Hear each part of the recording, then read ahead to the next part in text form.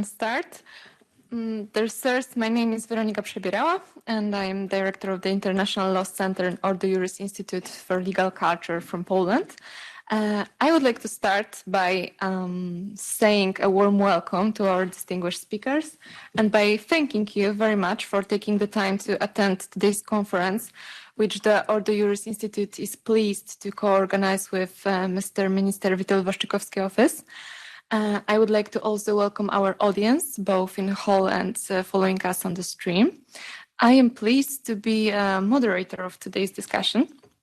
Let me now introduce our participants. Mr. Minister Witold Waszczykowski, member of the European Parliament and former Minister of Foreign Affairs of Poland. Professor Zdzisław Krasnodębski, member of the European Parliament from Poland. Mr. Michiel Hoogeveen, member of the European Parliament from the Netherlands. And Mr. Grzegorz Krzyżanowski, advisor of the Saryusz-Wolski, member of the European Parliament, and Ms. Kubacka, lawyer and analyst in Ordo Iuris Institute. Thank you very much again for accepting our invitation. Today we are going to discuss the conference on the future of Europe. On 9 of May 2021, the launch of Conference on the Future of Europe, a major European project involving a series of debates and events involving the organization of panel discussion, was inaugurated at the European Parliament headquarters in Strasbourg to allow citizens of the Union to directly express their opinion on its future for the first time in the history of the community. The conference was intended to create a new space for European debate, to identify solutions that would be the most appropriate response to the needs of citizens and their expectations of the direction that European integration should go. Therefore, today's conference is dedicated to discussing whether the expectations of the conference have been met. In line with the schedule, of the conference, at the beginning, I will ask Ms. Kubacka to briefly present report that the experts of the Ordo Iuris Institute were working on for the last months. And then we will move on to the discussion, during which I would like to ask our participants on their perspective on the Conference on the Future of Europe itself and specific recommendations that we prepared.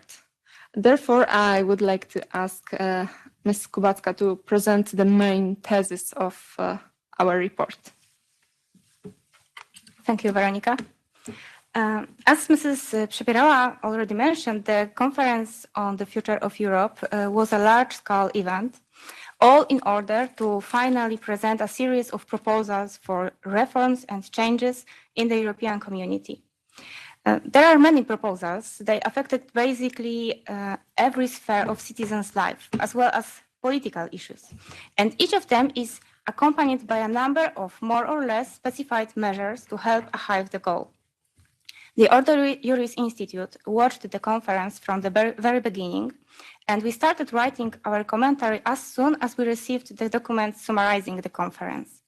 The publication we prepared, which will be available today on our website in both Polish and English, has become our priority then.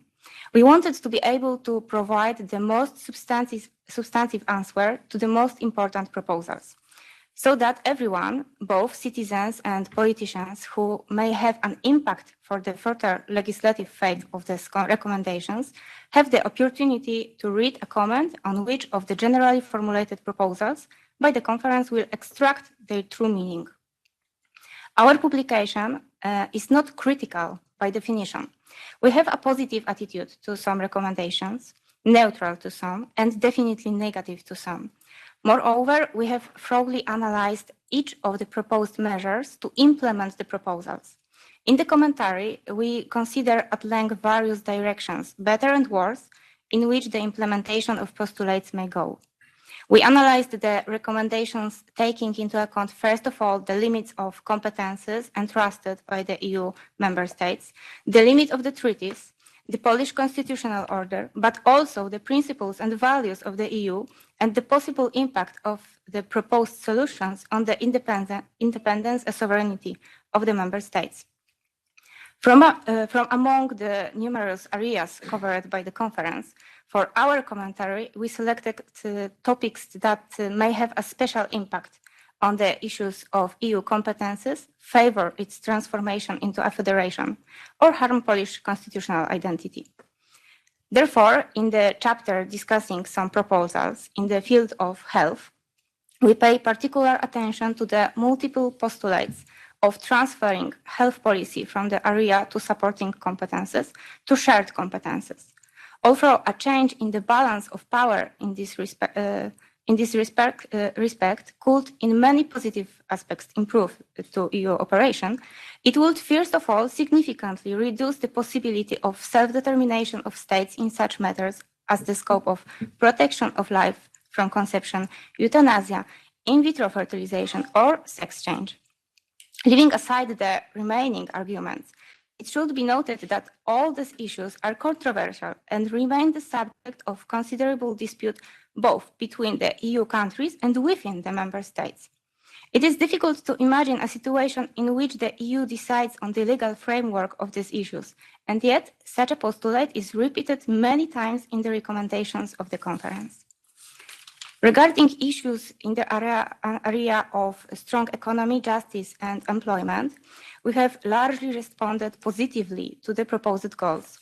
Nevertheless, we draw attention to issues such as proposals inconsistent with the scope of the competences entrusted to the EU, the effects of restricting the freedom of economic activity, incorrect methodology for determining the wage gap, or an attempt to smuggle gender equality policy as a result of which, by introducing norms regulating the proportion of women and men employed in certain occupations, we will have to deal with a real problem of discrimination on grounds of sex in employment and restriction of the possibility of practicing by a profession by the most competent employees.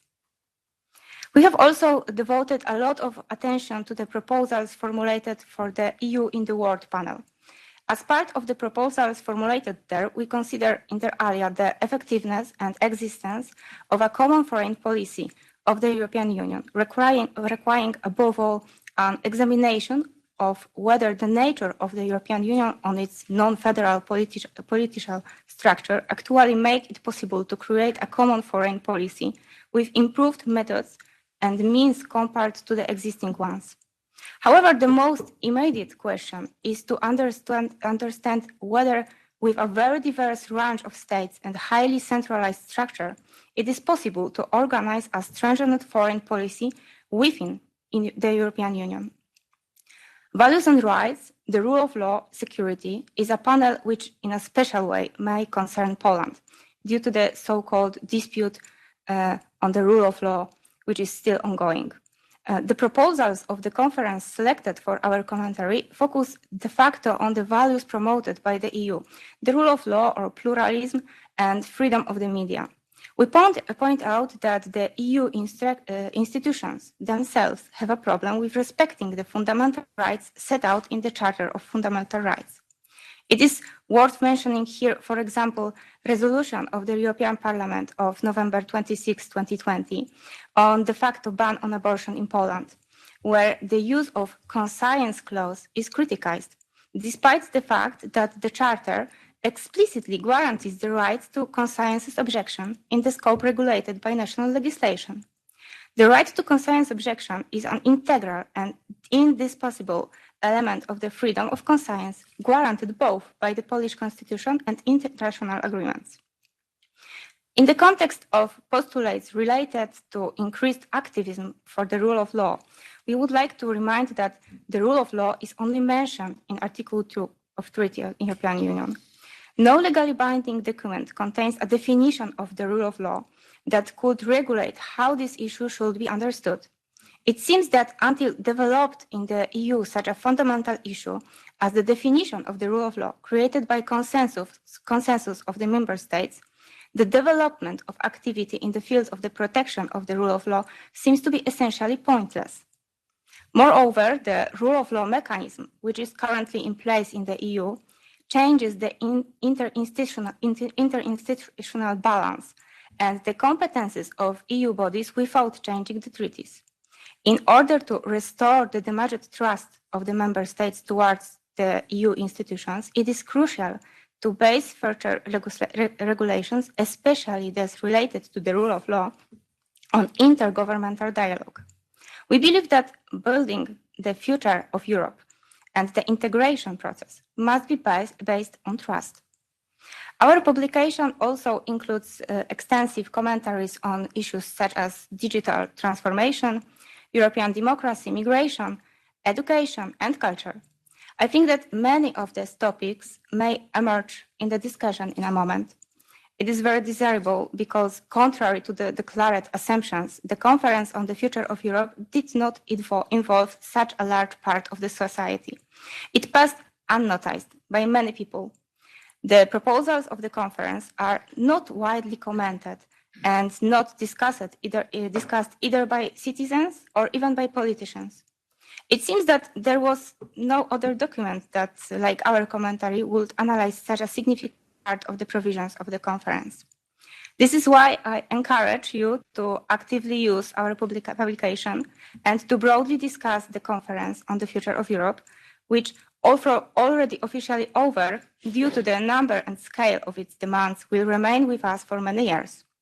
The direction in which the implementation of these proposals will go depends to a large extent on the activity of politicians and non-governmental organizations. Thank you very much for attention. Thank you very much for your presentation and all your great contribution to the report. Now I would like to give the floor to Mr. Minister Witold Waszczykowski to introduce general remarks and open the discussion. Thank you. Thank you, Ordo Iuris, for inviting me, and also thank you for organizing this conference on the basis of this report. As a rapporteur mentioned in this introductory remark, the Future of Europe conference conclusions they were not quite widely debated. And that was the purpose, actually. First, to hijack the discussion from general audience. Secondly, to direct these ideas only to the targeted audience, to those who are convinced for certain way of development and reforming of the European Union. And finally, to limit the scope of the debate to only those issues which are leading to certain way of reforms. One of the problems which was discussed in this debate, which I said was very marginal, it was conducted, for instance, through the social media or internet forums. Let me tell you that only about 50,000 people from Europe registered, and only 20,000 people from Europe took part in an active way. So how come we can claim that this is a voice of Europeans? You know, they do not publicly announce how limited was this debate. One of the major problems of discussion was the idea of qualitative majority voting. And of course, they claim that this will help to create a much more efficient, speedy way of taking political decisions vis-à-vis the crisis, vis-à-vis the war, vis-à-vis the sanction. My opinion is that QMV will lead rather to disintegration of the European Union. And let me remind you the example of 2015, when European Union decided to use the QMV to allocate or relocate the number of so-called refugees, or let's better say illegal migrants. And some countries decided not to accept the decision because in such a mass migration, it's aspect of security of the countries of a member state, and cannot be decided by QMV, cannot be decided by bureaucracy of the European Union. Some countries decided not to accept this verdict, and they were actually right. So now I think that QMV, if it's imposed on us, will lead to the situation where the major countries, especially Germany and France, but the major, I would say maybe German-speaking countries, Germany together with Austria, will decide about the foreign and security issues of a member state. This is an unacceptable situation. Looking, for instance, at the recent behavior of Berlin vis-à-vis the Russian aggression. It's obvious that the Berlin interests do not match the interests of many other countries of the European Union, especially those who are on the eastern flank of the European Union and eastern flank of NATO. So we cannot accept the position of Chancellor Scholz, or can you imagine the idea of Gerhard Schroeder? If he is still in power, this will be the disaster to accept this. The other aspect which is difficult to accept is that in contemporary situation, vis-à-vis the major crisis we face on our eastern borders, the QMV, considering, for instance, ambitions of some countries like France and Germany, may lead to the disruption, disintegration of transatlantic bonds. It shows that Europe, without the support of the United States, is defenseless right now. So we need to keep the consensus in the Council for broadly considered security measures.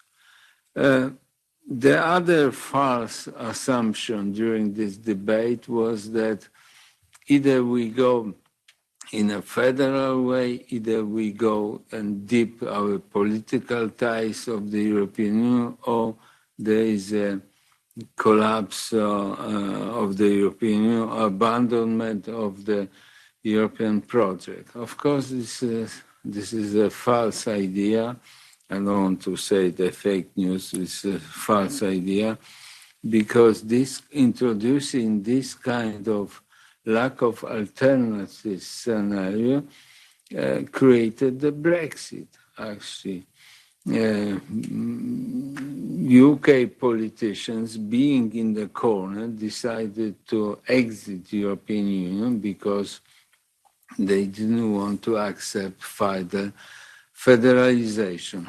You say federalization, but I would say even further. This is not only federalization, this may lead to the hegemony of Germany, or creation some kind of Europe of Charlemagne with multi-speed integration that will lead to the core system of integration and some regional powers which are going to be outside of the core integration.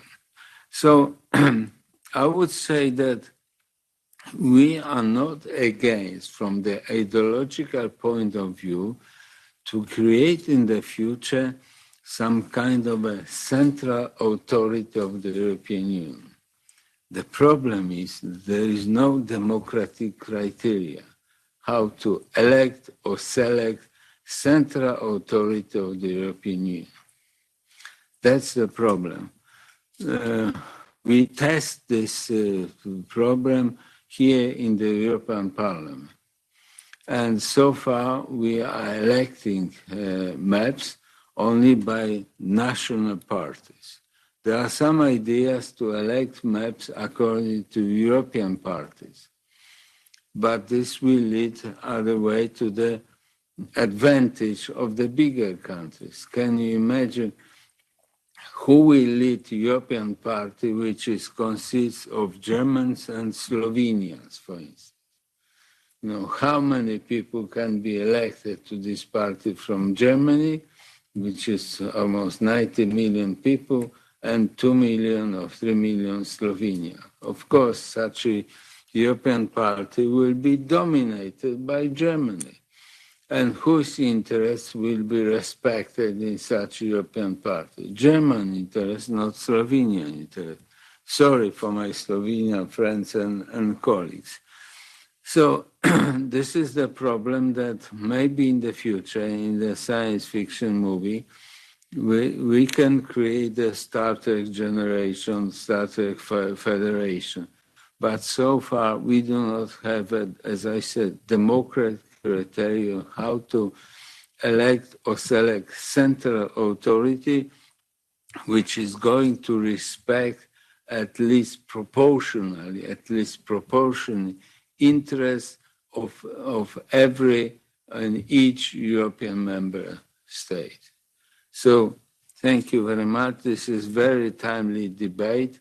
I hope that maybe you can bring some result and find this formula how to elect central body which will take care of everyone in the European Union. Thank you. Thank you very much. It is both pleasure and honor to have you here today. And now I think we can start asking our participants about your general perspective on the conference on the future of Europe. And I would like to start with Professor Krasnodębski.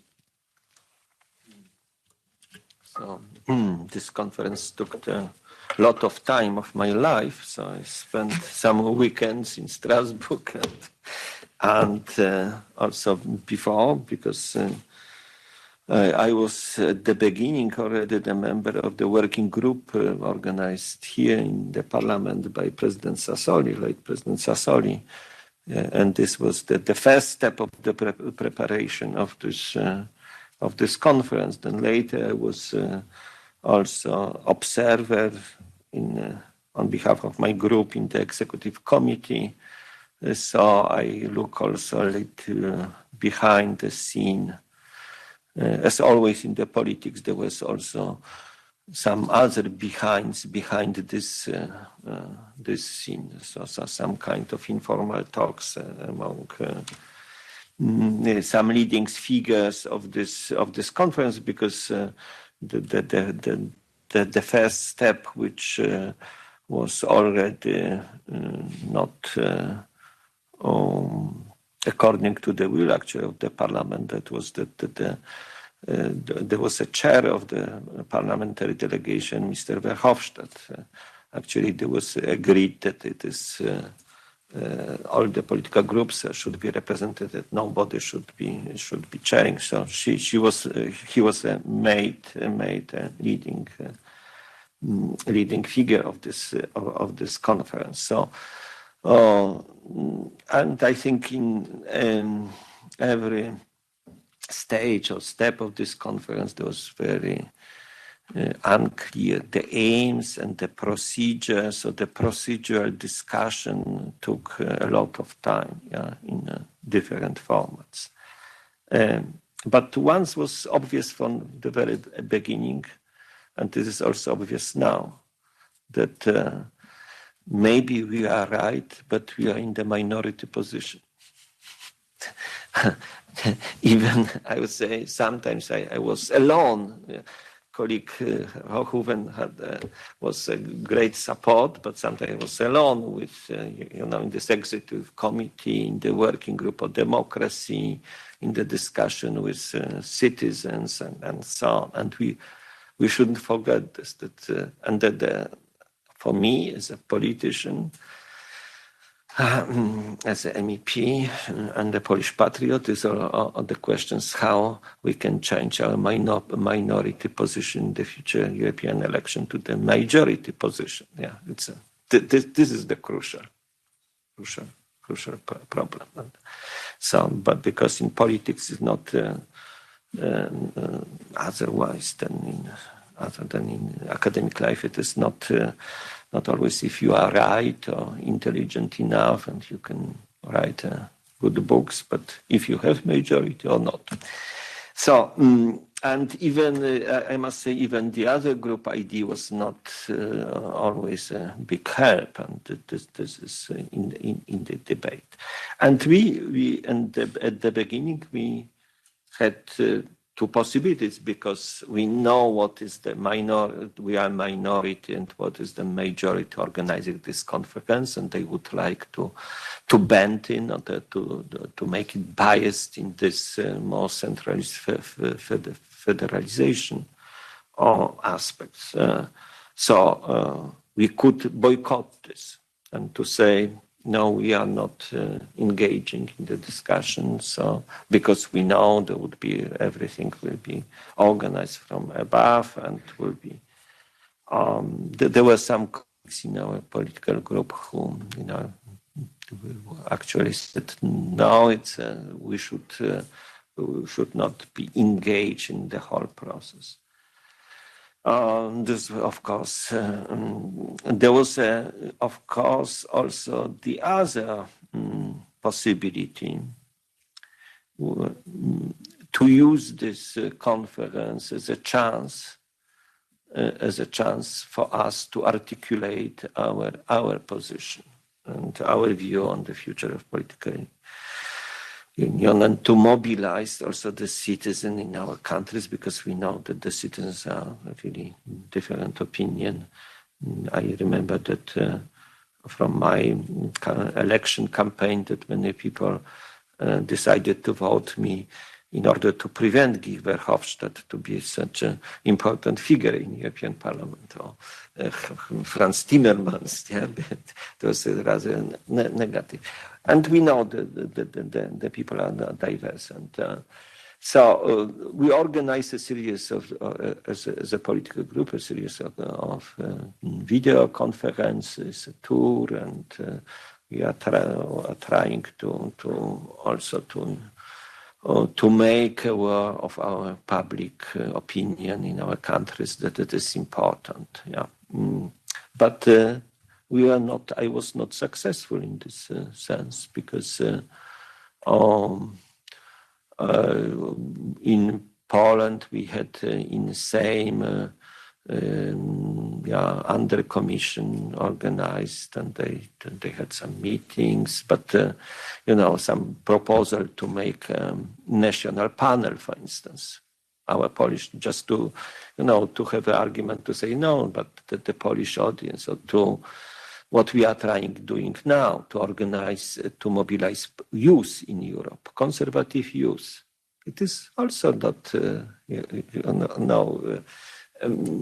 are some reaction, but there are not really reaction in which we could make our argument as visible in the discussion. So I ask many of the NGOs, they should engage or to register on the platform, and to make conferences and so on. But also journalists, our media were also not very interested, in the topic, because it is understandable, because in a way it was created artificially. Macron had the idea. Ursula von der Leyen promised him to do this. They announced this, and they put also some resources and money in this, and that's all. But and who was interested in all this left-wing green organization, European Federalists, Spinelli Group, all the people who actually make their life in the working for the federalization of Europe. And this is why, on the end, this was not very representative. Yeah. But I would say at the beginning, there was even in our discussion in the meeting of this executive board, there was some kind of inquiry on the size of some commissioners, what the people actually would say. So it's they wanted to have this voice of citizens, but they were not sure that if they could really control it. So this is, and then was on the end, is it success? And it is important, I think, in a way, of course, it was not on their side any big mobilization. Ban, chapeau bas, they carried out to the end. They have recommendation. They have conclusion. There was some crisis in the controlling, even in the controlling of the citizens. And they create some kind of fact. We can say, okay, it is simulacrum of the citizens' voice. But today I read, look at the Czech presidency program, and this, of course, Conference Future of Europe is now mentioned in almost every document of the Parliament resolution and the Czech presidency and so on. So I would say, in a way, it's not such a huge success as Daniel Freund, Spinelli Group, and Guy Verhofstadt thought, maybe even Manfred Weber, and it's very difficult also to now in this present situation to translate this in this what they wanted to open up to make a convention and to open up the treaties and then to go further and then to say, okay, this is the will of the citizens. But it is on the table, and in this sense.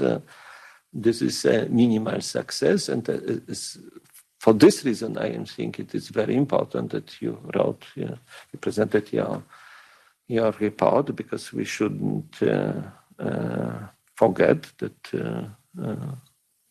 to discuss this and trying to draw this. I think the most important conclusion for us politicians, how is it possible that to make award the public opinion about that some good-sounded proposal that have very negative consequences? This is very, very important to just also in the sense to educate the people that it's not. This is first of all to think about what are these consequences and to monitor because we know that there's now the position of the Commission to go further in autumn with some kind of follow-up conference as a what will be planned on the. What would be planned on this basis, on this conference. And so it's important to monitor all these steps. And for us, the politician, I think, once again, it's the main problem. We can change it if we win the election in the countries, of course, member countries, but also in the European election. And the last sentence I just wanted to say, but of course more decisive now for future of Europe is not what was decided on this conference, but all this consequences of the war, energy crisis, and so on. But of course, the other side would like also to use this atmosphere of the general profound change or unrest and frustration also to convince the people we should go further in the direction of the centralization and resigning of the more share of our sovereignty. Thank you. Thank you very much. Now I would like to give the floor to Mr. Hoogeveen to just tell us about his general perspective on the conference.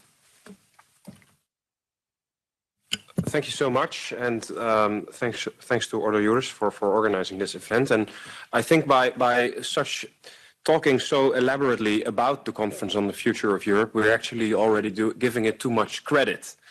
Because and this is just also from my experience, this was not a very legitimate democratic process.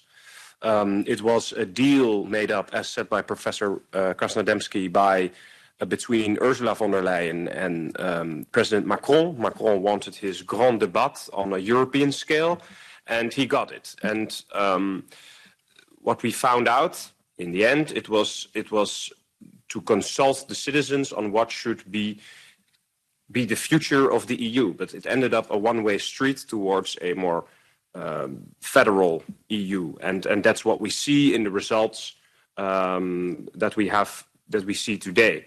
The conference had no clear goal. There was no outlining of the costs of the conference. There was infighting at the conference. Fighting between these institutions, the Council, the Commission, the Parliament, on who should be chair, what it should be steered. But they were only clear on one goal, and that was the outcome should be more on a federalization of the EU. And we saw that during the conference when there were 3 pillars introduced where the citizens could be involved. The first pillar was there was supposed to be a digital platform where the citizens would be encouraged to promote their own ideas. Where should the EU go in terms of migration, in terms of economy? But almost none of these ideas were actually used. The second component was the national citizens panel, which constituted of selected citizens from our national governments. But most of these citizens were, as also said by Professor Krasnodębski, were people from civil society, mainly from pro-EU organizations. One of these organizations was, for example, Pulse of Europe. For the people who don't know what Pulse of Europe is, it's a pro-EU nationalist movement that waves EU flags on Sunday. These were very vocal and prominent in the conference itself. And then we had the 800 randomly selected citizens. Well, we found out that when you ask citizens, would you like to go to Strasbourg, to the European Parliament to talk about EU policies? More EU citizens, when you call them up randomly, more people who are already interested in the EU are inclined yes, in a margin from 2 to 1. So there was no EU critical voice at this conference at all. And we see that in the outcome. We in the Netherlands, we made our own independent research where we asked the Dutch on what they thought of the outcome of the conference on the future of Europe. And it was a total carnage. The Dutch didn't like any of the recommendations from the conference on the future of Europe. The only thing they actually liked was that the EU should be more involved in climate policy. But in terms of migration, in terms of economy, in terms of the democratic influence of the EU on the citizens, they all rejected the outcome of the conference on the future of Europe. And to also give an example, the conference on the future of Europe was so enthusiastic on the idea of transnational voting lists, that you could elect your MEPs not via your own country or constituency, but EU-wide. Nobody cares. Nobody cares about these things. People don't care about transnational voting lists. They care about what the EU benefits for them. That's the common market, that's telecommunication, that is being able to exchange with one another, cross-border exchanges, etc. Research, study, that's what people want from the EU, not transnational voting lists. So in the end, what we see is that the Conference on the Future of Europe was one big groupthink, where unfortunately the proponents of this can now use it in their policy recommendations, in their resolutions, in their coalition agreements, even of national governments, where they say, we follow the recommendations of the Conference on the Future of Europe because the citizens have spoken.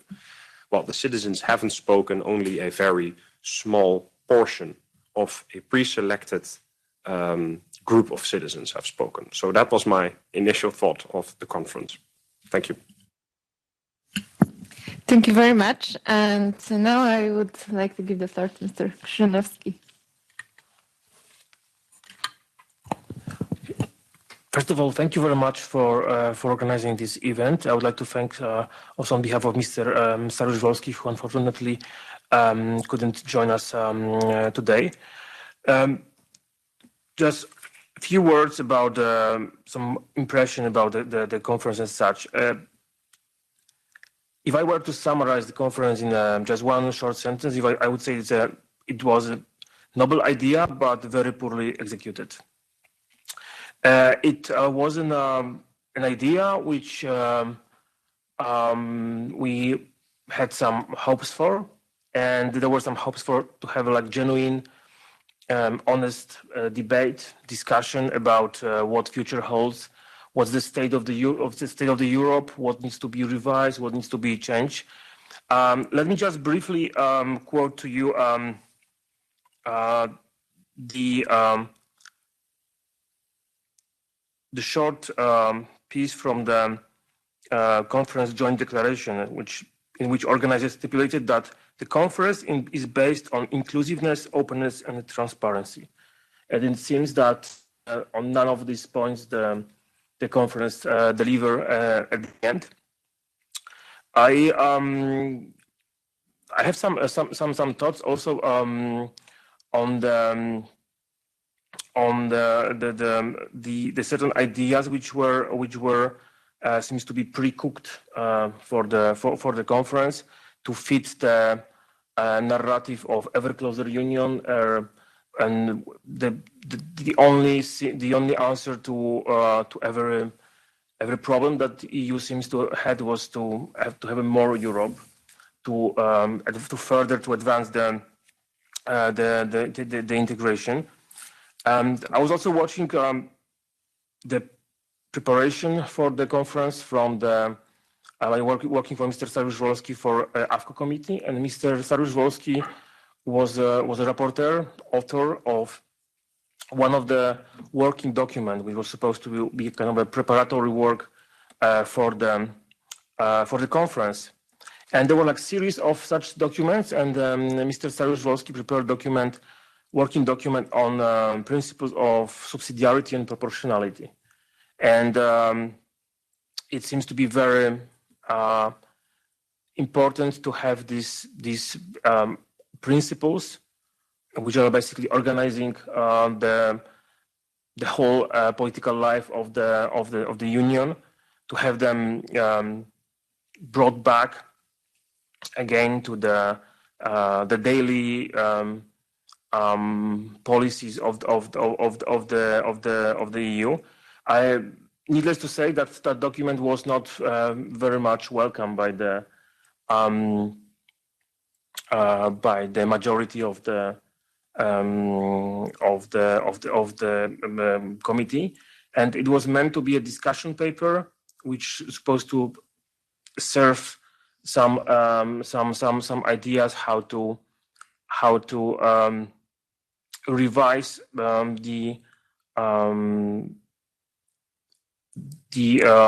the EU worked, and what's supposed to be done to make it work more effective. Just to give you a few brief ideas what Mr. Saryusz-Wolski has proposed in this document. First of all was to have a new subsidiarity chamber installed in the Court of Justice of the European Union, as to have the subsidiarity being really really immersed in the political practice. It was supposed to be composed by the presidents of the national constitutional courts from the European Union, and it was supposed to work as a kind of appeal chamber to any other issues which might concern subsidiarity. Then it was supposed to introduce the so-called red card mechanism, which was supposed to give the national parliaments power to block any legislation, provided that the sufficient number of the national parliaments would vote, to give them enough power to block the legislation being already in the legislative pipeline on grounds that the legislation is not compliant with the principle of subsidiarity, and so on, so forth. That's just a brief idea what was about. And going briefly to the conference, over the course of the conference, it became more and more clear that none of the conference's ideals were to be realized. And at the end, one could have an impression that it was the aim to have the deliberative democracy replace in practice the representative democracy, because as what was previous speakers already mentioned, that the conclusions from the conference now serves as a reference point to any possible reform that you could imagine concerning the future of the European Union.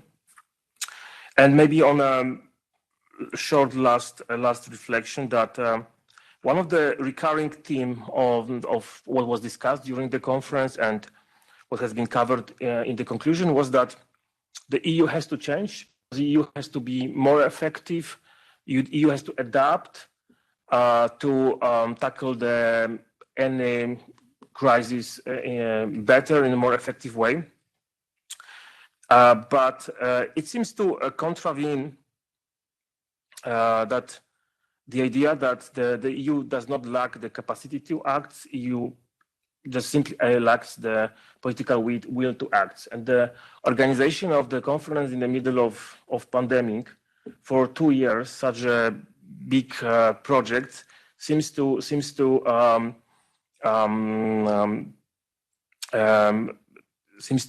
basically confirm the idea that if you have a political will, you have to do a lot of things, including organizing such conference and including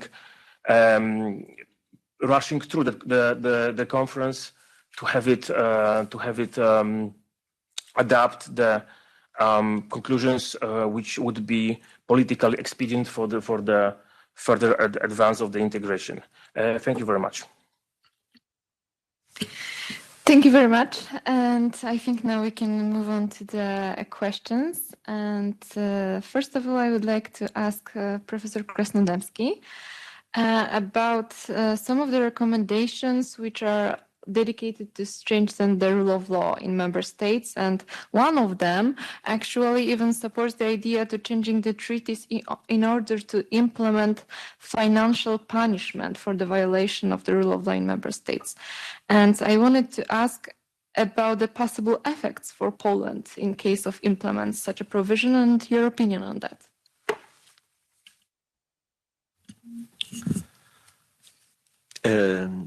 As we all know, some concept used in European discourse, but also in the treaties, which are not well defined. This is why nobody actually expected that so crucial in the political debate and political processes in Europe maybe will be the Article 2 of the treaty, because everybody agrees. There's human dignity, human rights, equality between men and women, and so on. Yeah, and anti-discrimination. I would say every civilized man and woman are for these values. Yeah, but as I also said during this conference, but also in the plenary, that the problem begins when we start to define it. What does it mean, dignity of the human being? Yeah? Is it euthanasia, abortion, or I don't know, or this, or genetic engineering and so on. Yeah, and there's actually, as you probably know, there was never in the European Union European Parliament discussion about what actually the rule of law means. Yeah, because it's too dangerous. Yeah, so. If somebody would like to entrench this in the treaties, if there would be a will to define it, or to, let's say, to learn from the best practices, I always said many times to my German friends, please give us example. What is the rule of law? How we should elect our judges. And we will follow you, yeah, because you are so good, liberal, excellent model of liberal democracy. Is it possible that a judge can be a member of the political parties? And there are many cases in which somebody became a member of a political party in order to become a judge, yeah, in Constitutional Court in Brandenburg. Yeah, but this is, you see, there would be two consequences. One, the consequences we use this as this citizens use all this term without any definition, and to say rule of law, yeah, it's of course, yeah, because they think about situation like and somebody is tortured and jailed, and some of our colleagues in European Parliament gave an impression there's a situation in Poland, like in Turkey. Let's say. You see, you have a political prisoners, you have a politician which are murdered, you have all this. If you ask the city, I ask sometimes in the interviews my colleagues from the so-called Western Europe, give me an example of the bending of the law, and there's the court give a sentence which is outrageous, manipulated politically. Somebody is persecuted because of his political conviction in Poland. There are not such a cases. So if they use this in broad as this not precise defined sense, of course it would be the means like all the discourse now of the rule of law is only tool. It's tool for imperial politics. It is just the tool against us and nothing more. Because if it had been something different, they would have tried to define this and to say, no, yeah, let's say this is, look at us, how we in the Netherlands, how fantastic constitutional court we have, yeah, for instance, yeah, you don't have, yeah, but okay, okay, yeah, so but it would be very dangerous and it would be experiment. Okay, this will start to define this, yeah, okay, let's say, rule of law, please, we define this. Probably the situation of Poland would be then better than Germany. I don't know, because Germany had done to reorganize the whole political judiciary, in order to fit to this role. Of course, this is not a real possibility. As I said, most of the citizens.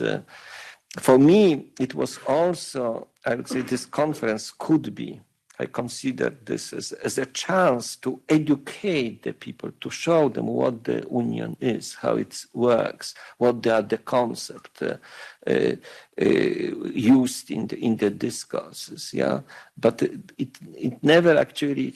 Instead, it was they just used what they read, what they had from media, and so. And I think it was. Then our colleagues, politicians, manipulated them, yeah, because as everybody would say it's important to have a society which has human dignity is respected, rule of law, democracy, and so on. So it was used.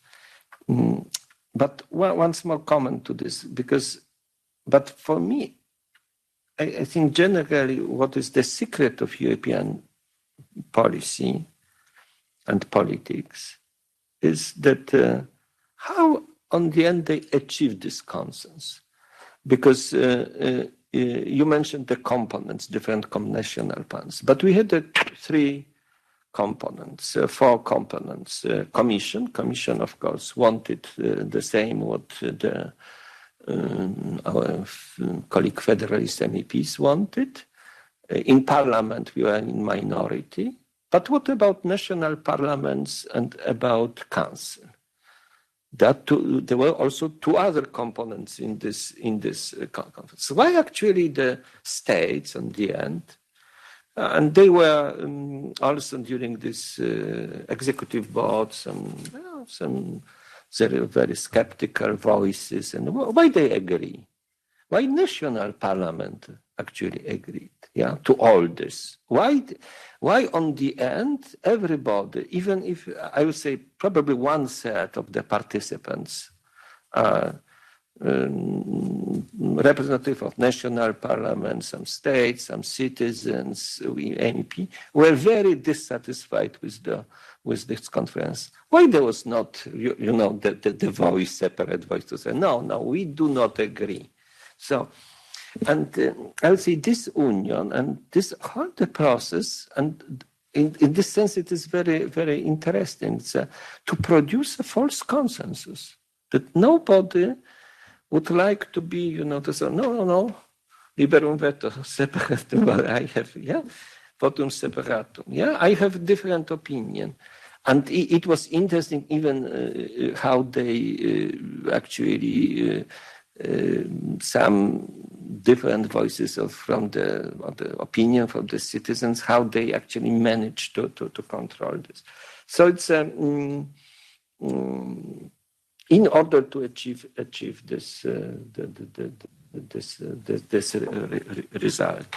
So this is a method, and in order to have this kind of the, let's say, simulacrum of consensus, of simulacrum of debate, you have to use this concept in this way. You have to use a concept which are very sympathetic. They cause very positive, freedom, democracy, human dignity. But you use them in such a way that they are never defined, or never comes to the discussion what actually is the content of this. And the same is about rule of law. And on the end, in such a situation, what is decisive is what I said: majority or political power. And when there is a fake debate and fake consensus and no simulacra on the really a genuine debate, then this is only political manipulation. Thank you very much. And if someone would like to add something on the topic, please feel free. Okay, so now I would like to ask about the citizen panel idea itself as an instrument for citizens' participation in political decision. I would like to give the floor to Mr. Hoogeveen to ask him about his position on that. Well, I think we have a problem with democracy in the modern age. When looking at how our democracy functions and what people expect of a democracy, we see that more and more people are losing trust and faith in the democratic process. They go out and vote once in 4 or 5 years, and they see their vote is into some form of coalition or to some leader, and he has, or the coalition has, a blank check for 4 or 5 years, and on crucial matters, on crucial issues, the citizens don't feel heard, they feel ignored, and especially in a time where news travels faster, where something happens in the United States, we hear it in a click or an instance when we open our smartphones, when we have social media, where we can hear and voice our opinions. We need to modernize our democracy. And what we say is, well, if you have a vote once in 4 or 5 years, we should also have what we call an emergency brake system, and that's a referendum. When some legislation is passed in Parliament, but there is a vocal opinion with the people that they don't like, or actually they would like to see a different direction, there's the option to have a referendum, to say where the country should be headed towards. Maybe there's a change in the constitution that needs to be passed.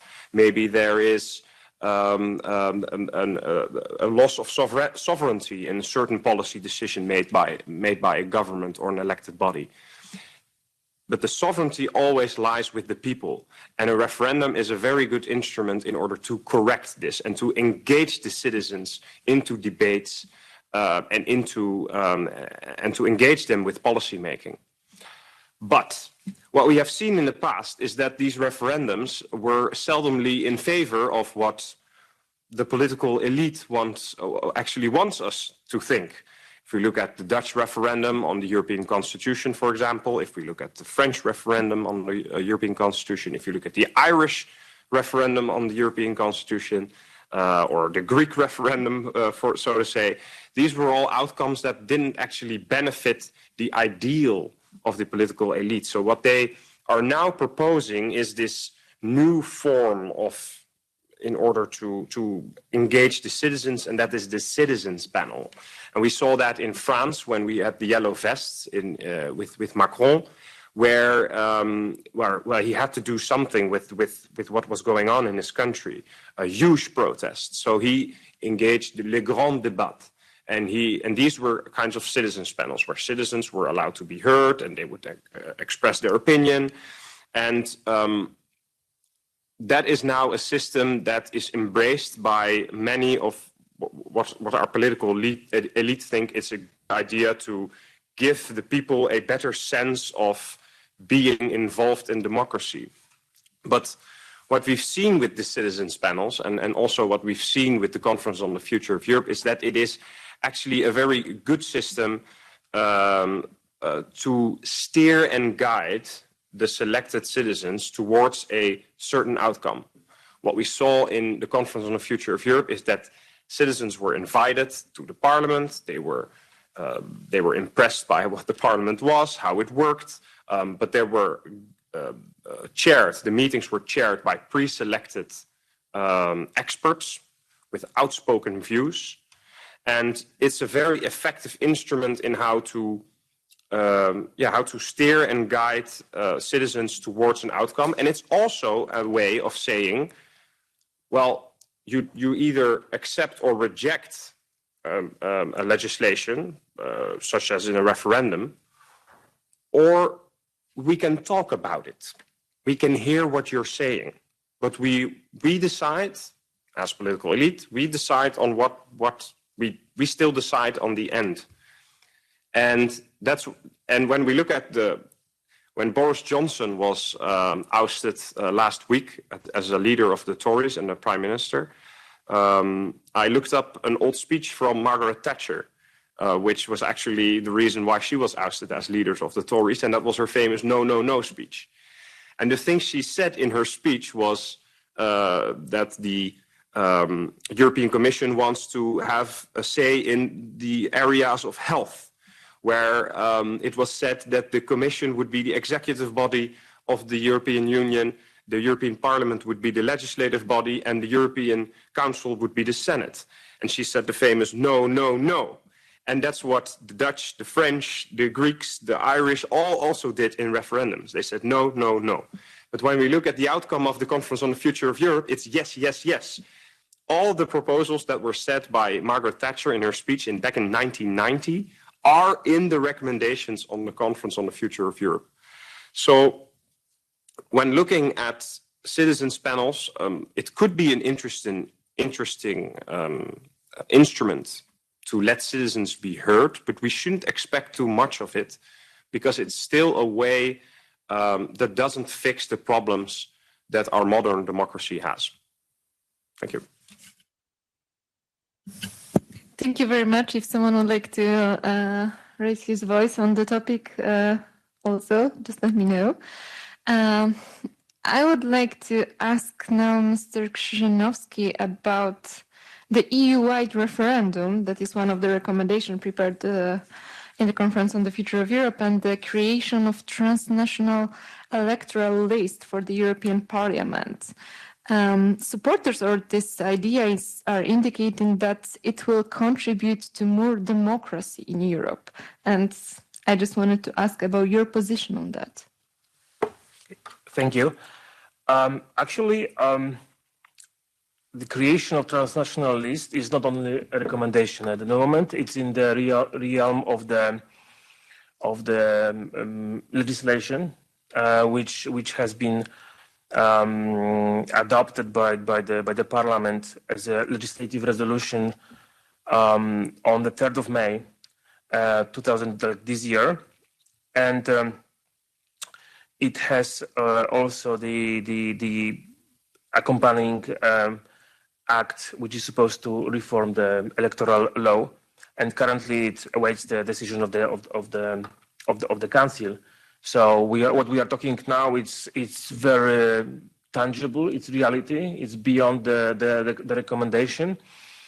Actually, what I learned is that the introduction of a transnational list has been, like, for many years discussed in the Parliament, and it's quite significant that this year is the first time that it managed to be passed through by the Parliament.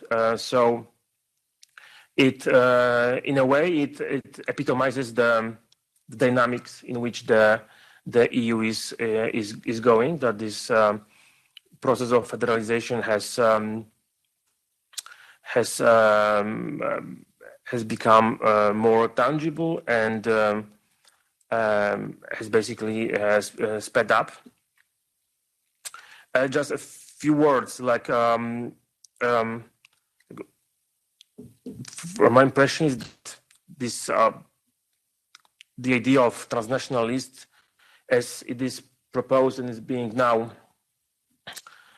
moving through the legislative pipeline, it constitutes basically an artificial and like top-down attempt to create the European demos, and at the same time it raises some serious, like, procedural, legal, and democratic concerns. Basically, it contains the proposal to increase the harmonization of the EU elections and introduce the transnational list, and it's linked to this lead candidate process to select the next president of the Commission. And from the constitutional legal point of view, this proposal as such violates the provision of the Article 14 of the Treaty on European Union, stipulating that it is the member states that are allocated the seats. And moreover, this article clearly, Article 14 of the TEU, clearly stipulates that representation of citizens shall be digressively proportional, and no member states shall be allocated more than 96 seats. And this raises a serious concern, as it might become true that the introduction of this EU-wide constituency would breach the treaty, and it would lead to the situation when one country has more than 96 seats. Currently, only Germany have 96 seats, but it basically reflects also the argument that this change into the electoral law would favor big states and would disrupt the diversity within the EU as such. Moreover, let me just also briefly walk you through some most striking features of this file. One of the postulates is to set the 9th of May as the common European voting day, and also in a way it's very symbolic because it would sideline the national states as the one which are in charge of their electoral processes and electoral procedures. And further on, this proposal goes against the very unique multinational character of the European elections, and thus it undermines the very specific electoral dynamics of the member states and their constituencies. By going through all of these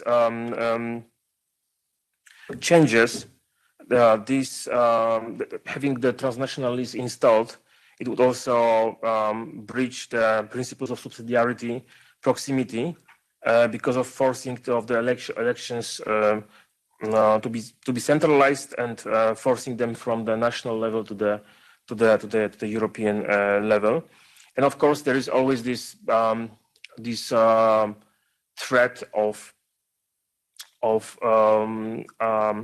alienating people from the EU and jeopardizing the institutional balance.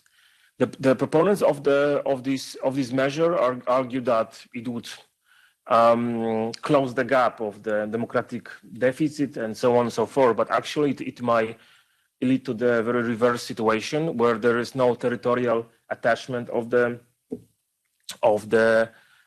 candidates and later the member of the European Parliament, which leads automatically to the lack of the attachment connection with the electorate.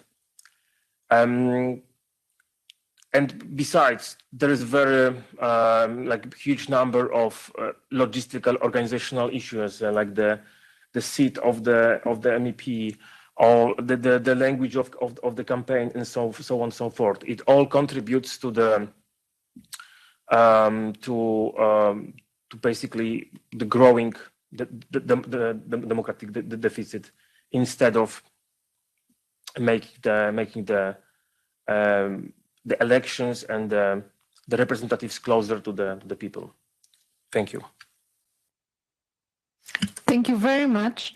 I would like to raise one more recommendation about giving the European Parliament a legislative initiative. In our commentary, we pointed out that giving such a power to the European Parliament should go hand in hand with taking it away from the European Commission. And I wanted to ask Mr. Hoogeveen about his idea. About what do you think about such a solution? Thank you. Well, I read the commentary, and it pointed out that the right or granting the EP, the European Parliament, more power would also mean gradually decreasing power of the European Commission. And I thought of this proposal, and well, for being here for some years now in the European Parliament and giving this House more power I don't think that's a very good idea if you look at some of the reports that are being delivered by our own initiative reports as being delivered by some MEPs. So No, but I don't believe that this is a feasible idea and a good idea, and there are some reasons for this. First of all, is that pro-EU forces are desperately looking for what is called a European demos. They want to create a European sense of democracy by having pan-European debates and pan-European candidates, and we all share a common EU identity. But that is something that cannot be forced from top down. A sense of identity, a demos, always comes bottom up. And what we see is that in European politics, there's only a small portion of the European electorate that's actually intrinsically interested in European policymaking.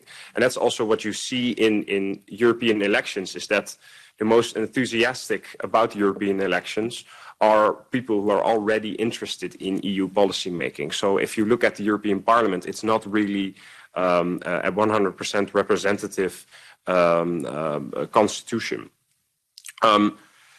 So in that sense, I don't think that's the first reason. I think the European Parliament should better be seen as an assembly of an international organization. If we look at, for example, the African Union, they also have an assembly. If we look at the NATO assembly, I think that's how the European Parliament should be better compared to, instead of being compared to a national parliament. And a national parliament has the sovereignty of a country lies with the people, and the people elect a parliament. And this is not the case in the European Union, being an international organization. In that sense, if we would decrease power somewhere, that's the other argument. It shouldn't. Or if we would increase power somewhere, it shouldn't be the European Parliament, but it should always be the European Council. Because the European Council is a representative of the national parliaments, and we think we should reinstate power to the national parliament. And also, there's also a practical argument why I think more or the legislative power or right of initiative to the European Parliament is a bad idea, and that's the fact that you are with 705 MEPs of 27 different countries. If we have all these 705 MEPs from 27 different countries coming up with ideas and initiatives, it will be pure chaos. And especially if you look at that some countries are better represented or more powerful in this parliament than others. For example, Germany has much more MEPs than my country, the Netherlands. So you would see all kinds of initiatives popping up that actually have the support or more broad support of certain countries more than others. So I think that the European Parliament already has too much power, as it should be more a consultative body and more complementary to national parliaments. Thank you very much. And unfortunately, our conference time is coming to an end. So if there is no any final thoughts to raise, we will have to close the meeting, or maybe some questions from the audience that is present in the hall. Okay, if not, thank you very much once again for your great contribution and for your acceptance for our invitation, and see you soon, I hope. Thank you.